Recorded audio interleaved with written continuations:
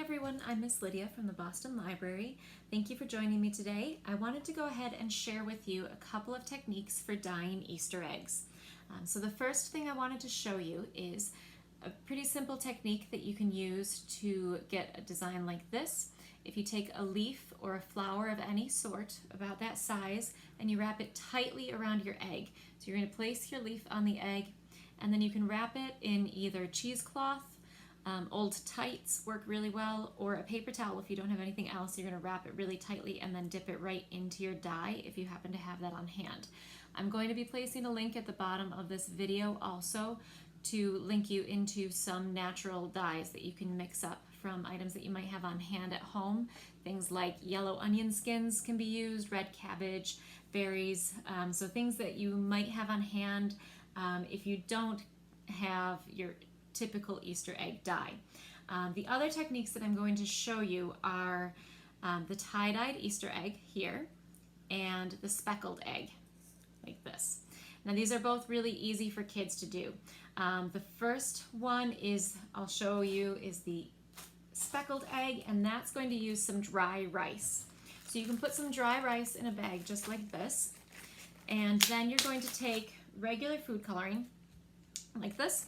You're going to drop quite a bit. I'm probably doing about 10 to 12 drops of it in there. You can mix your colors if you want to get, I'm going to go for some purple here, so I'm mixing my blue and my red.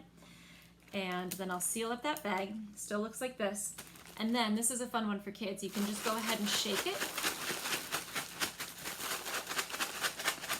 and try to get that dye mixed all around. And then you're going to take your egg, and you can place that in the bag too, seal it up again, and go ahead and shake that right in there.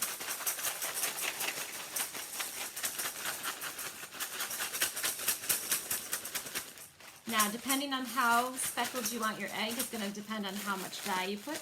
You can kind of roll it around in there to get a little bit more of the dye to stick. You can also add more food coloring. And then once you take that out, you can see I have my speckled egg right there. If you don't want food coloring all over your hands, you are going to want to use gloves for this, but it does wash off eventually. And then we'll go ahead and show you how to do the tie-dye egg. This is one of my favorites. Again, it's pretty easy for the kids to do. You're going to take your egg, and you're going to take it and place it in a paper towel. You can wrap it up in a paper towel with a rubber band.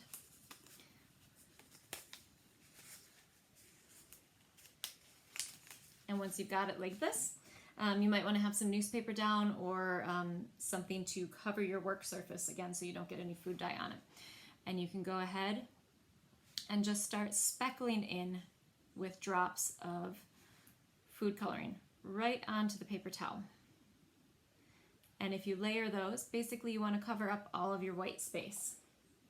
So you're going to go ahead and layer those dots in.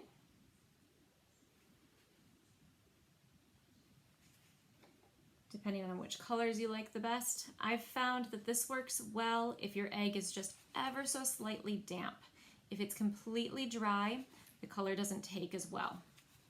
So you want it to be ever so slightly damp when you're doing it, and then the dye spreads a little bit better. You get a better tie-dye look. To show you an example of that, the very first one I tried with a dry egg came out like this. So it didn't soak in very well. With a damp egg, came out looking like that. So again, you're going to go through, make sure that you don't have any white space on there.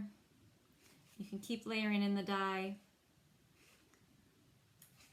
And then you might want to take it, if you really want it to be really soaked in there, you can take it and squeeze it. Again, better to do with gloves on.